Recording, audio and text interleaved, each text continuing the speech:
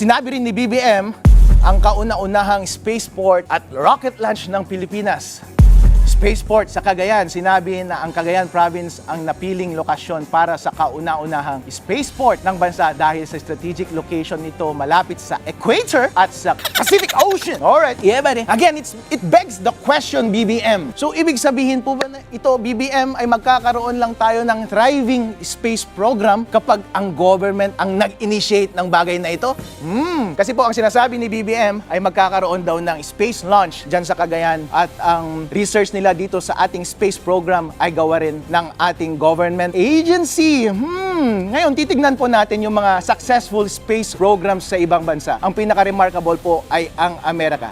Ang may kita po natin sa kanila ay thriving po ang kanilang space program dahil may kita po natin ang SpaceX ni Elon Musk at may kita natin yung kay Jeff Bezos. Yeah, buddy! And kung may kita po ninyo, ang mga taong ito ay hindi government officials. Hindi po sila government agency. Private capital po ang nag-fund sa kanila at lahat ng initiative and research ay nanggaling sa kanila. Pero ano po ang pagkakaiba nila sa Philippines? Number one po, yung NASA po, ang budget po ng NASA sa Amerika ay napakaliit lamang kumpara sa private funding para sa space program ng Amerika. Kaya sila thriving is because of private funding and private initiative. And because meron po silang regulatory environment doon na nag-aalaw ng pag-flourish ng mga space program sa kanilang bansa. Dito po sa Pilipinas, kung ang sasabihin lang ni BBM ay magiging successful ang ating space program kapag in-initiate ito ng government through the Space Research Agency ng ating gobyerno, medyo hindi po ako positibo dyan sa bagay na iyan. Nung pumunta po ako sa ibang bansa nung unang panahon, nung kabata-bataan ko pa, kapag naipag-usap ako sa mga kapitalista sa Amerika, pag sinabi ko, galing ako ng Pilipinas, sabi nila, what's the Philippines? Hindi po nila alam ang Pilipinas dahil wala pong nanggagaling na pera mula sa Pilipinas. Kapag nag-uusap-usap po sila ng kapital doon, nag-uusap-usap sila at least tens of millions of US dollars, hundreds of millions,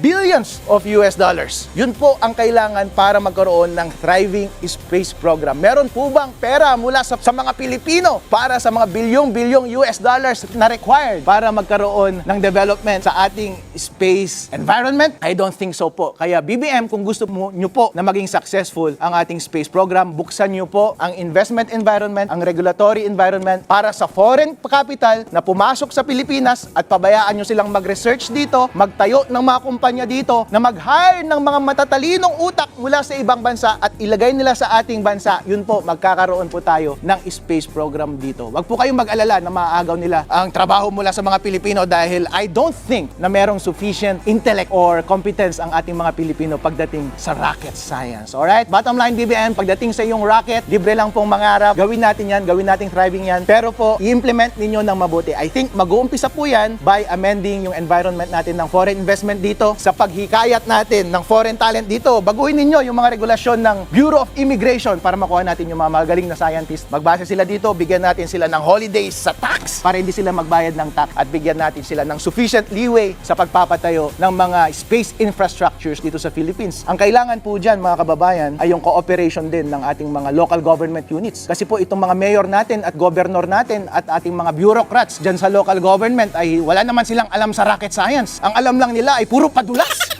Kapag magpapatayo ka ng isang negosyo sa probinsya, dahil dumadaan na rin po yan sa akin kasi galing po ako sa private sector. First time ko pong maging public servant. This term po bilang vice mayor, meron pong gustong magpatayo ng hardware sa aming bayan. Tapos iniisip ko po, kapag ako po kasi ay nagpapatayo ng bagong office, meron kaming pinatayong bagong office lang dito sa BGC sa aking lumang negosyo. Kaya namin ipatayo yun ng 2 buwan kapag makuha mo kaagad yung permit. Doon sa aming bayan, para lang magkaroon ng approval doon sa location hanggang ngayon. Last year pa po, yung application hanggang ngayon wala pa din. BM, usapin mo yung mga taga-LGU na bilisan po nila ang pag-approve. O kaya naman, isuggest mo sa Congress na gumawa ng batas na ma-fast track yung lahat ng process ng pag-import at pagpapatayo ng mga itong facilities sa Cagayan o sa ibang lugar pa sa Pilipinas. Alright, BBM? Hindi lamang po yan para sa isasalita ninyo na magkakaroon tayo ng rocket launch, ha? Alright.